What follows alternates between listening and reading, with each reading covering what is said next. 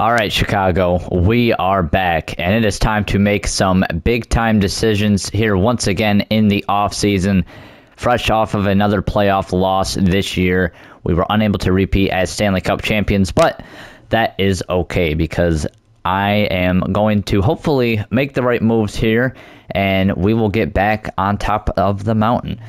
So we can take a look here at the full playoff tree from this year. Of course, we went out in the second round to the Winnipeg Jets in 7 games, and then they went on to lose to Vegas in the Western Conference Finals, with Pittsburgh winning the Stanley Cup over Vegas in 5.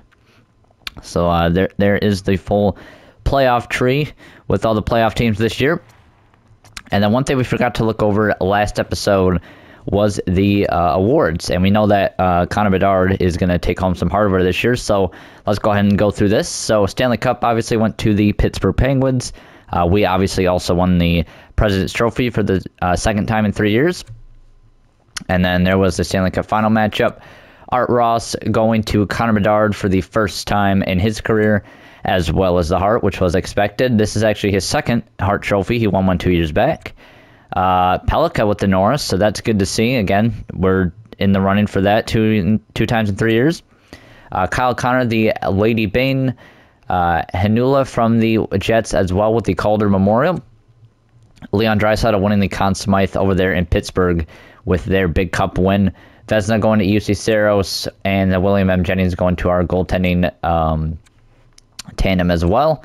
Bill Masterton to Kiwi Haru over in Calgary. Seattle's coach with the Jack Adams, Barkov to Selke, to Ted Lindsay to Bedard, and the Rocket Richard to Bedard. So Bedard taking home 4 trophies total there. We got Saros and Sorokin taking home some hardware, as well as Pellica with the Norris. So despite not winning the Stanley Cup, a consolation prize is us having a lot of regular season success. And yeah, I mean, it doesn't really matter to me too much. I'm just here to win some cups, but it's nice to see that our players are getting the recognition they deserve. So, going into the offseason, of course, we have, looks like almost $22 million in cap space. Now, I said in the last video that I would have to make a decision between Haminaho and Saros. Now, that might not necessarily have to happen. So, Saros does want an extension, which means we can decrease his salary. I'm thinking to about maybe $6.75 he might accept, which would put us at about $15 million in cap space remaining after that. And Haminaho is only asking for a little bit more than 15, and usually when you get to the offseason, the cap jumps up just a little bit, and sometimes your players ask for a little less. Now, I could wait with Saros for that time too. The only thing is, if we do want to trade him at the draft, I want to have that option. And if we have him signed for a year, that would give us the right amount of cap. And I don't think his asking price would drop too much regardless. So I'm going to offer him 1 year at $6.75. Now, this doesn't mean we're going to keep him necessarily. This is just giving us the option to trade him at the draft. So there is that. I know he might not have, the craziest trade value of being 36 years old, but hell, if we can get something for him, if we do decide to trade him, that is. And these are the draft lottery results. No traded picks in the lottery. And New York jumps from 4 to 2, the Islanders, that is.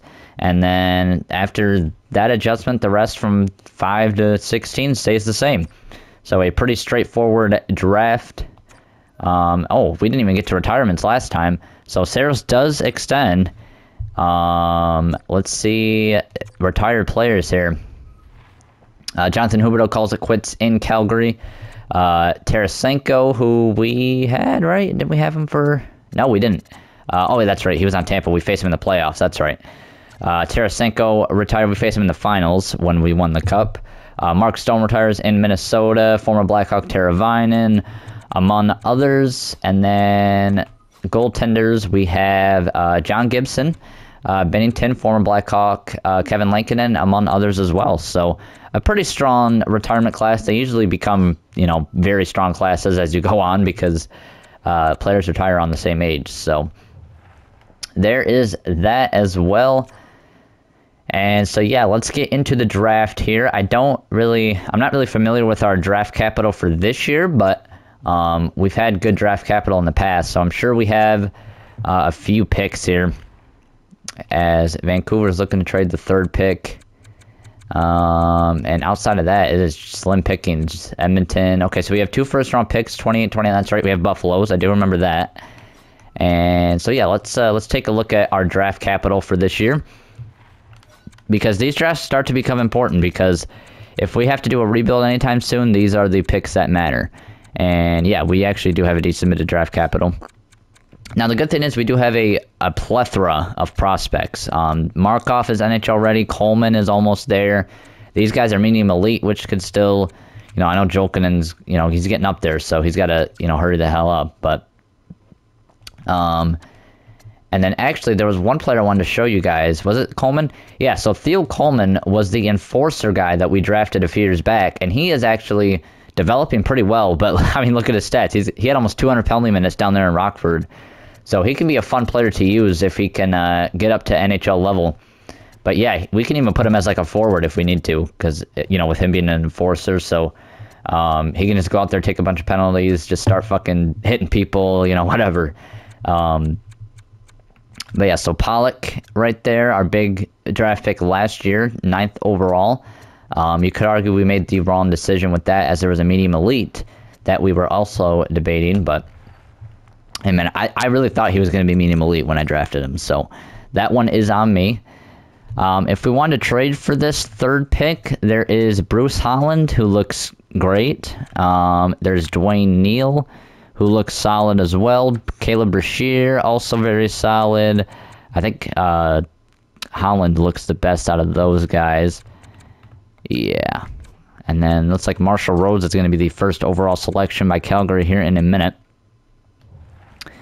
So I want to see what kind of trade value does Saros have. Now, the thing with Saros is I know he had kind of a shitty playoffs this year, at least like a lot of the games he threw for us, but I would still trust him over a lot of goaltenders, because eventually we're going to have to do the lower overall goalie method, so they're not making as much money. We can use that money towards our skaters, but because usually they sim, about the fucking same. But, still, I don't know. Something about the slow sim in the playoffs, it really helps to have a high overall goaltender, because that's when overall does start to matter a lot. And, X factors aren't as big of a deal unless you hop into the game. But having that high overall goalie is still very important in this game. So he does have a decent bit of trade value. Now, just to compare, let's say this 3rd overall pick. Let's see where he's ranking here. So yeah, he's worth about that, maybe a little less. So that is something. Now I do wonder, as Calgary does go ahead and select Marshall Rhodes, who's, a solid player. He doesn't have any X factors. That is rough. I don't think Calgary made the right decision there. But I do wonder what Vancouver is interested in, because we might have some trading pieces, although they only want roster players, so I'm not going to do that. But we were just talking about Jolkinen. He's already 22, and he's not even a 70. So I don't think this dude is going to do anything. And we're just trading him based off potential. So we could add him, and then maybe... I mean, shit, do they want the rights to Sorokin, I guess? He had a sliver of value, but shit, it's something. And then, yeah, they only want roster guys, so... I can give him the rights to Gauthier, who we probably aren't even going to be able to sign. So there is that as well. That looks like it might go through. Yeah, if they want to do this, I know, like I said, it's kind of cheesy, but I think at this point in the series, we might as well just have a little bit of fun anyway. So let's try to get this 3rd overall pick for Jolkinen, Sorokin, and Ethan Gauthier. That one doesn't go through, okay. What if I add more players that I am not going to sign? So like Josh Mahura. Nope. And how about, who was the other one? Machier. They're probably going to say too many of the same thing. We like Mahura, yep. Alright, I'll give you a draft pick. How about let's just, go as little as we can. A 5th is not enough. How about a 4th? Nope. How about a 3rd? Because it's still a good trade for us no matter what. No. Okay. So it would have to be a 2nd. I'll have to look at the draft here. Oh, do we have a goalie like a goalie prospect that we can trade, actually? Yeah, we can probably trade, Stanislav here, Stanislav. I don't even know how to say that last name, to be honest, so maybe it's best to move on from him anyway. So we can do that, and then just safety net it with a bunch of picks, maybe. I mean, this is really, really cheesy, but, I mean, why the hell not? First and a third, no. Alright, just straight up.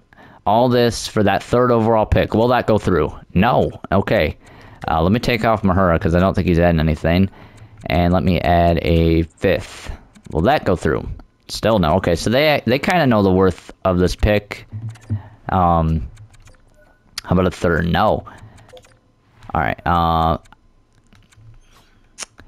fuck it, I'll just do the second anyway.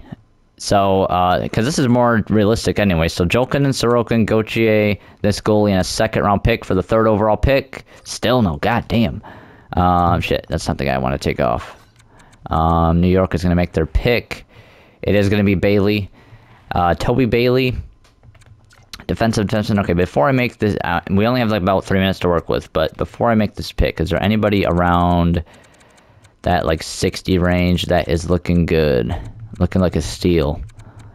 Anybody worth taking? 3-bar elite. Oh, it's a goalie, okay.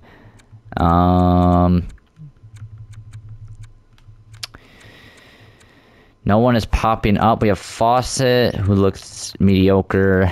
At least somebody that we know of. Danielson might have a couple abilities. Shit, yeah, I mean, okay, this guy could be low elite, Junior Palmieri, but he could be low 6. It's hard to tell.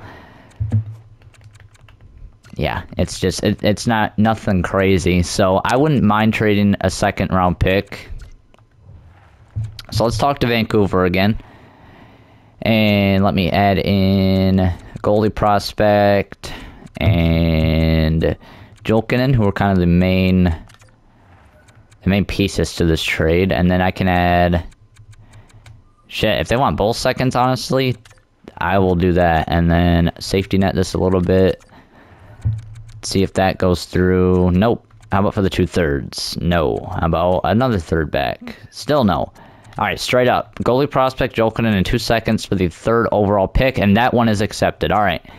So, again, a bit cheesy. I know we traded kind of a shit prospect who's not really going to do anything, but we do acquire the third overall pick. So yeah, it's looking like it's going to be between these three just based off the information that we have. Yeah, it's got to be right. Yeah, because these guys are top of the top. All right, so Bruce Holland, I mean, he clearly just looks like the best, and he's already NHL ready. He's got a confirmed gold. He's got confirmed 3 abilities. So does this guy. He's a year out. So we have a playmaker and a 2-way forward. And then Brashear is also a year out, but he doesn't have a confirmed gold. Which he still could have one, but I think, yeah, Bruce 6'4", damn. I think Bruce Holland has to be the pick here. We could use a 2-way forward. We don't really have any, except for like the some of our bottom 6 guys. But even if he only plays on the third line, we didn't really give up too much for him, and he could become something great for us, or he can be used as a trading asset down the road. I mean, Bruce just looks like the best player available. It's just, I mean, both these guys are compared to Sean Monahan, and, you know, he was a good player for a while, but I'd take the Tarasenko comparison over Sean Monahan, obviously, as well. So we're going to go with Bruce Holland here, 3rd overall, and hope that he is good. He's a 78 overall, okay. And he does, yeah, he comes with what was advertised: elite edges on gold, relentless, quick pick, and ice pack. So, just a pure defensive forward, 6'4", 204 pounds. Imagine that 4th line with him and, shit, we could put that defenseman at forward if we wanted to. And as most of these auto-generated guys, he does have good face-offs, so we could play him at center if we need to as well. Good face-offs for a win, at least. You know, 78 isn't crazy, but you get the idea. So, Bruce Holland, acquired by the Chicago Blackhawks. And I'd say that's worth the whatever we gave up, the 58th and the 60th pick.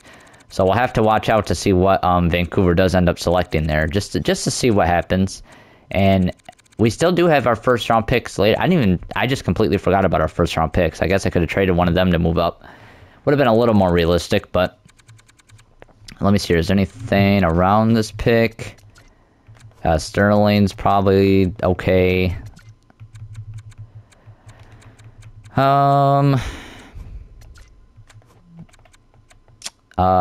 Okay. This guy looks like he could be something. That, like, sliver of gold. Because he could be one of them low elites that, you know, are good. Alright, let me just go ahead and sum up to that pick. The 20th overall pick. Just to see what our options are looking like. Ricky Henry looks okay. We don't have any info on these guys, unfortunately.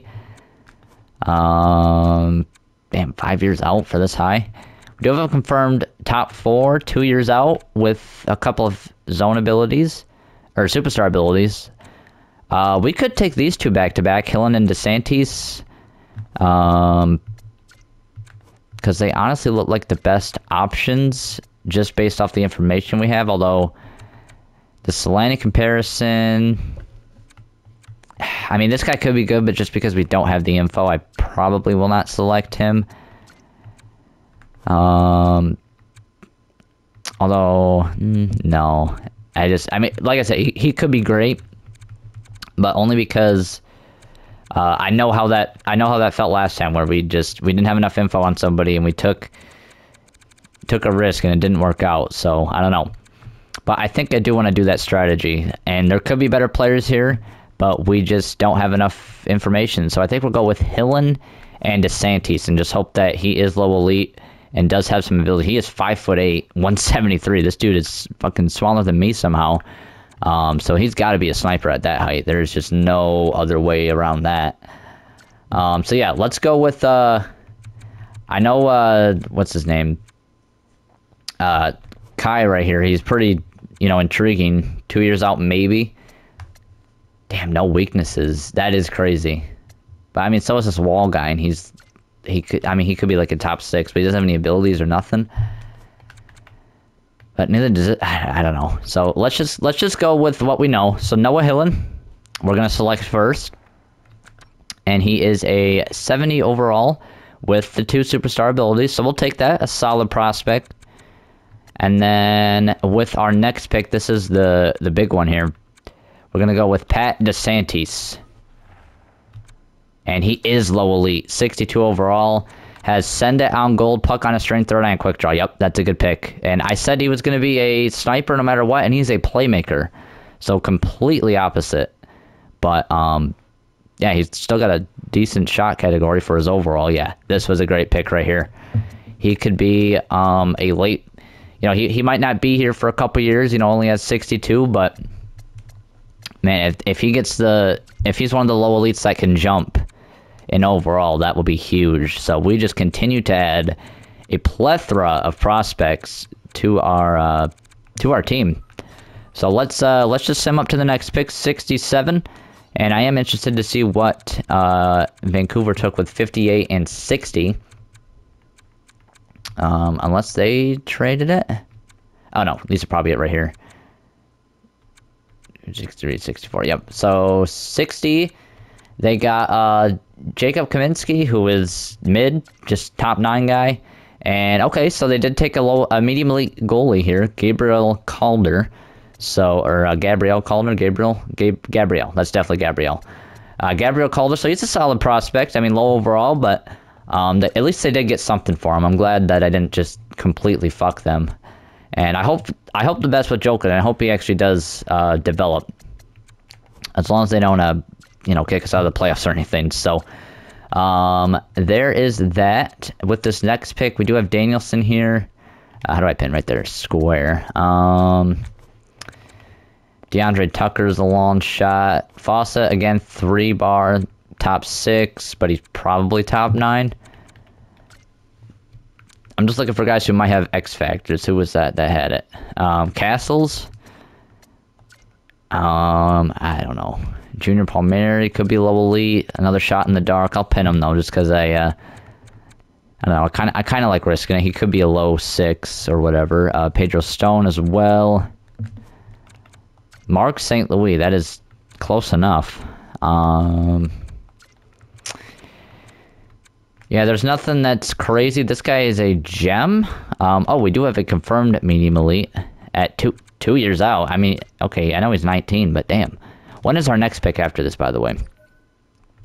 Oh, we have the next 2 picks. Okay. And then we have... I think we only had the 2 third-rounders. Nope, we do have 3. Okay, so 28. What are we at right now?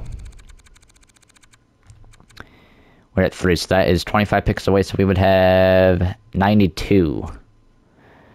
Where is that medium elite? Okay, we definitely have to... Oh, no, that's Pedro Stone.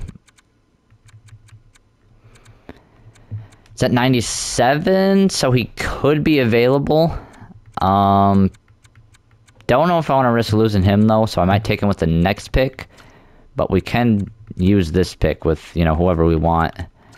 So let me just sort by here. So there's Danielson, obviously, who has a couple of abilities, maybe. Pedro Stone. Shit. And then Junior Palmieri, okay. I could take a chance on the low elite. Although this guy might have 2 abilities is kind of more intriguing. There also is that gem who's 5 years out, but I don't know. Like, you can't go too crazy with being that so far away. Alright, I think I'm gonna go with, just because he might have 2 abilities, I'm gonna go with Robert Danielson because I hope he would have at least 1. And he is a top 6 and doesn't have any. Okay, great. So not a good pick there. I'm not going to risk it, though. Let's just take Klepis with, or Klepis. And yeah, he's a 70 overall. Yes, he is 19, but that is a great pick for us. So let's see what we missed out on with some of those guys real quick. We're looking at Stone was just a top 6. Okay, so nothing crazy there. Either Palmieri, yeah. So there was nothing, really. It doesn't look like... Nope. So I'm just glad we took, you know, Klepis, just to, be safe. Now, this guy is still here, this gem. Our scouts have come up for us in the past, although they did kind of sell us with, last year, not having all the information. But I might just trust them because there's not anything too crazy over here anyway. Let me just sort by potential, see if there's anything. Burrish, who we might be able to get later. I think he might actually be medium elite. 124. I think that is in his range, right? Because he was 130? Yeah. And then, is there any low elites before I make that decision? Okay, in the 200s. So that we can get as well. Alright, so I'm just going to take a risk on this gem. Quincy Sloan. Let's just see what our scouts have on him. Oh, shit. Okay. Medium elite center. Alright, beautiful. So we're able to land both those guys that were in that range. This has been a great draft for us so far, by the way. And then with this pick, we're going to pick up Burrish. Leonard Burrish, who is a top 6. Okay, I'll take that, though. Still good value for the pick here in the 4th round. 156. Okay, we do have another pick after this. I thought I saw X Factor for somebody. 5 years out. Yeah, all these guys are going to be 5 years out, though. So let's just take this guy just because the X Factor popped up. Probably doesn't mean anything. Yeah, low 9. Nothing crazy. And then, honestly, I'm just going to pick that, like, 3-bar. Although this guy's a crazy name. Georges Duren Delorier. I have to pick him. I'm sorry. I just have to pick him. And he's... and he's low elite. Alright, great. That is... Look at how long that shit is. Oh my god. It's like off the screen almost. And then with this pick, we'll just take that low elite guy. Although I keep seeing fucking people. Do I have another pick after this? No. Okay. So Weindahl could be good. But I'm going to take the 3-bar over the 2. Kirill Nichushkin, is he low elite? He is. Alright, so... let me just see what Weindahl is just for fun. And is he going to get picked? Is he going to get picked? Is anyone going to pick him? There, okay, he's at bottom 6. All right, so I am very glad with that pick. And what a draft for us. Obviously, we traded for that 3rd overall pick, the big pick right there. But even besides that, we just had great depth. And overall, our scouts did really well this year, so that is good. But now it is time to see what we have to do to re-sign Halminaho. And I forgot we even had Ovechkin as a coach, but we have all of our coaching staff to re-sign. We're definitely going to want to extend our head coach. He has been great for us. So, yes. Okay, yeah, so we are listed at $16 million in cap space. Now, how much does Halminaho want officially? Okay, around the same price. So, for 1 year, he only wants $14.8. So, if I can give him $15 for 1 year, that would be perfect. Let's see if he accepts that. And he does. All right, so we do have Halminaho under contract for this year. Hopefully, he, chills out on that asking amount, because I did not want to sign it. I should have signed him long-term to $12 million, I guess, because the cap is about to go crazy. And as I see it right here, Axel Sandin-Pellikka is also up this year, and he's going to want probably a huge pay raise, because he's only making $7.75. So that is going to be something as well. As Petit is up this year, and Severson. So that is great. So we can expect a pretty big season from Severson as he's on a contract year. He'll probably play out of his mind trying to get that money. He actually had a great season in the AHL a year ago. Well, I guess 2 years ago now. So we will have to see about that. I do want to sign Markov officially. Give him his ELC. Let's just see who's all expiring real quick. These guys, I mean... Okay, oh, he wants a two-way? Oh, absolutely. Absolutely. If you guys want a two-way contract, I will give you that. Of course, the defensemen don't. Machie, he doesn't even want an extension, so we're not going to be able to get him back. Harrison, qualify you since you don't want to extend. Same thing with Barry. And then Morgan Riley can play in the AHL, I suppose. Olsen, excuse me, who never really jumped. I think he was up. He's been at a 76 forever. He's also 6'4", 205, but he just cannot get a good season in the AHL to develop there. So that's pretty unfortunate. All these low elite guys will just qualify, even if they don't do anything. They can have some trade value. Rolison, we want to sign a medium elite prospect. Cormier, you can play in the AHL. Le Cavalier as well, low elite. Thank you. I'm not going to sign you, but Kuhlman, low elite as well. And then goaltending, Sorokin, I really don't have any reason to bring back. He was terrible in the playoffs. Although, in 4 games, he was great in the regular season. But yeah, in his appearances in the playoffs, he was pretty bad. Yeah, and I might be able to sign him in free agency, but let me see what our contracts are looking like right here. Alright, so everybody accepted. We still do have $2 million in cap space. Now, don't we still need... We probably still need a bottom pair defense, right? Or at least one more. Because let's say these two are gone. Although we could re-sign Mahura if we wanted. He had 21 points on that bottom pair. Mache would be gone, though, so he would be playing with Markov, and they're both lefties, so I don't know if that's going to work. But, yeah, I think we need to use that $2 million towards a bottom pair defenseman, because I know on forward we're going to be fine. 3, 4, 5, 6, 7, 8, 9, 10, 11, 12. Yeah, 13 maybe. Holland. Now, the thing with Holland is, should I sign him to play in the AHL? How many forwards do I have in the AHL? Let me see. Not counting him. Potentially 1.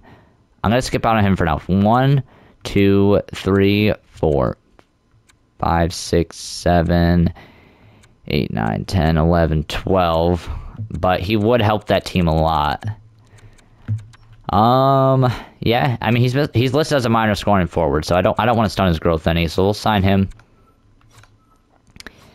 And then, goaltending, that was all for that. So let's get him on the team. And then I think that's all we're going to do for our contracts as players.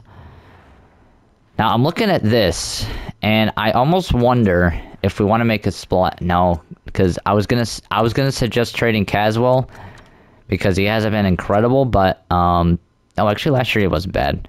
But yeah, that contract is way too good to trade. Yeah, I can't. He even if he plays a third line, that's still a good contract. So I have to keep Caswell. And Leonov kind of had a bounce back season, so that's good to see.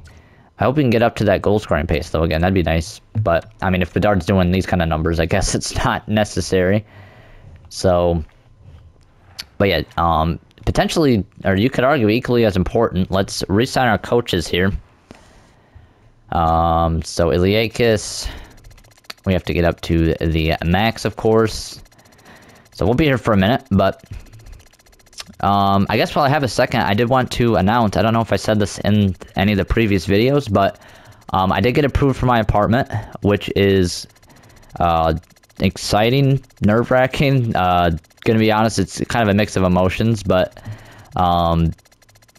yeah, we got approved the other day. Like I said, I don't remember if I mentioned this in a previous video. If I did, I apologize, but we got approved the other day, and we were decided on a unit. We let them know they were closed today, at least as I'm recording this on Sunday, so I haven't heard back from them yet, but we're still working out all the details. But yeah, we were approved, and that will probably be happening soon with me moving in there. So that is very cool, I guess. So that, I think that would help the video content, because I would have more time to record videos, if that makes sense. So I am going to be working my ass off, though. I still, I work 2 jobs, and I asked for more hours for both of them. So yeah, it's going to be a lot, but it's going to be fun, though. I think it'll be fun, especially after like the first month or two when I get settled in and figure everything out. So there is that. But besides that, we have all of our scouts and coaches offered there. So let's go ahead and advance the day real quick, get all these guys signed. And he's not totally, dude, I gave you the max offer. What do you mean you're not thrilled? All right, same thing, Ovi's back. And all of our scouts should sign. So let me just double check to make sure I have everybody signed that I want to. Yeah, I mean, he had 43 points this season down there in the AHL. I was going to say, I have no use for him. Look at how long he's been here for, by the way. Samuel Savoy. He has been with us since 24-25. Wow. But yeah, I have other players to play down there in the AHL, so I'm just going to let him walk. And then, yeah, so we are all good on that front. And then unsigned, yeah, we'll let these guys play wherever they need to play. All right, so let's get to free agency here. Take a look at who is available. And, yeah. Yeah, I don't give a shit about them, honestly. Did I forget to sign some scouts? Okay, I must have completely just glanced over that. Didn't I offer... Whatever, I don't really care. We can just sign a couple back here. Wait, are we sorting by overall? Yeah, OHL. And... what do I need? I could use another Q scout. Is there any good ones out there? B-? Sure, why not? There we go. Alright, let's take a look at the free agency class for this season. As we have a great $1 million to work with. Alex DeBrincat is out there. He had a great season in Buffalo this year. So yeah, glad to see that he's still doing it. Actually, is that a career high for him? Yeah, 96 points. So on a contract year, he really showed out. And yeah, he played great for Buffalo. So that's good to see for him. Simon Nemec is out there. Gavin McKenna is an RFA. Yeah, there's a lot of talent out there. Matt Vaymichkov, Connor Geeky. In terms of who we can afford, I guess he can get an 84 overall. How about defensemen? Yeah, so like I said, defensemen are a bit more expensive. There's some RFAs we can go after. Okay, so Poirier can play the right. We don't know much about him. Perbix is on the right. Don't know much about him. Does he want a two-way deal? No, but he only wants 800K. Honestly, I might just offer him that. Just because he's 33, though. I don't know.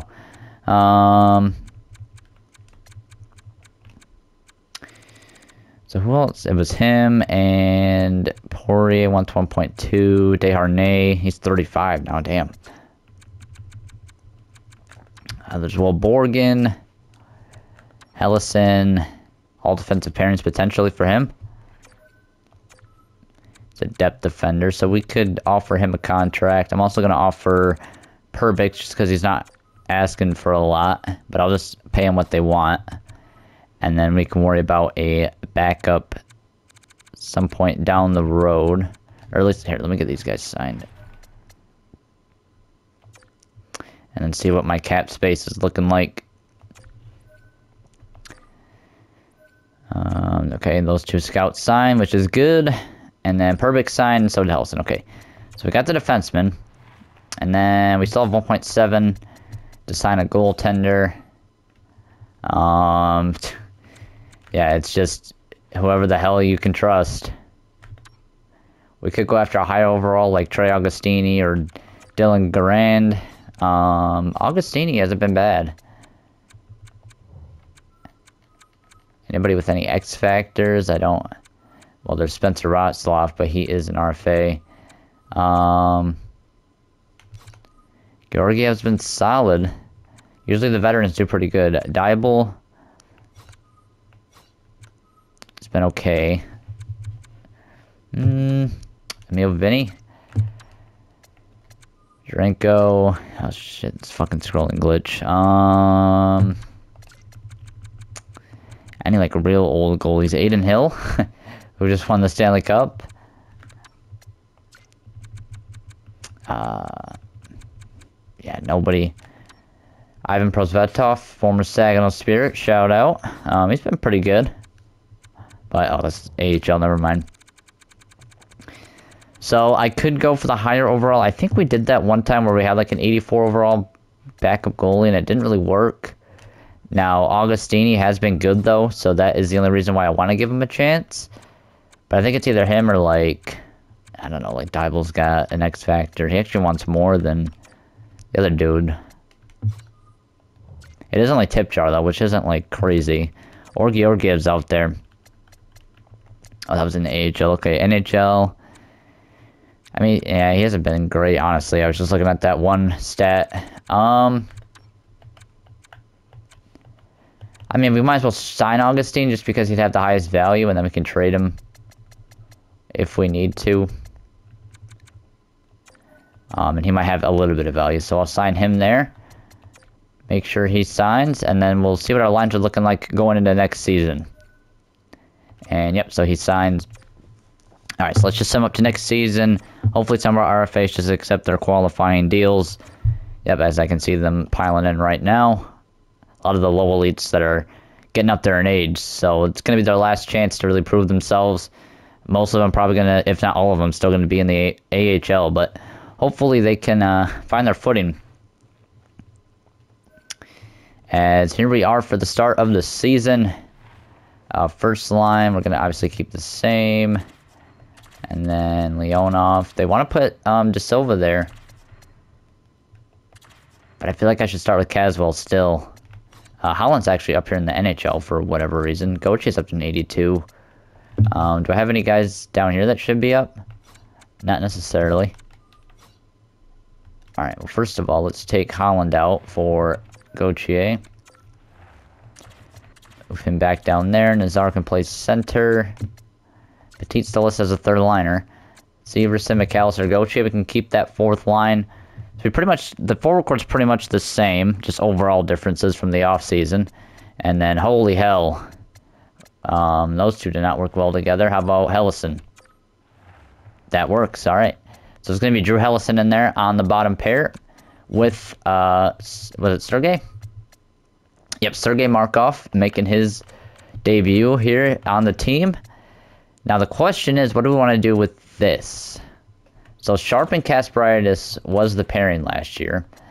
And now what we could do is try them on the top pair again. Pelika's up this year. Yeah, I'm just going to go with what we had last year to start off with. And then if we need to make changes, we will. Obviously, Cerro's still at a 90. Augustine in there. And then I'm going to move down Holland and Perbix. Yeah, they got Riley down there. Yeah, so the AHL team might be able to do some damage. Let me actually go ahead and swap those guys real quick. That's the wrong button. So let's put those two down there. Holland and Perbix.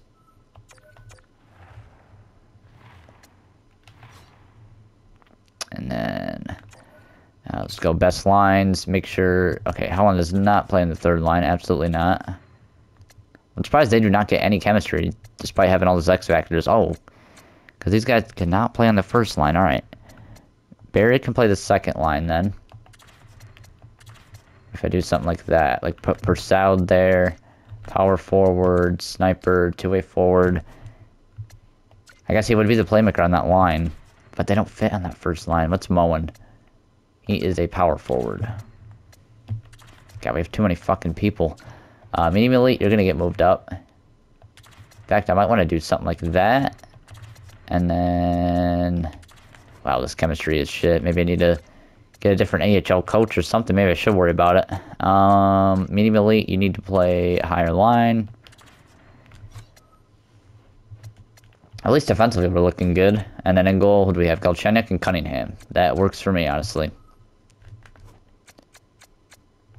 Low elite, but he's not great. Alright, I'll just leave it like that.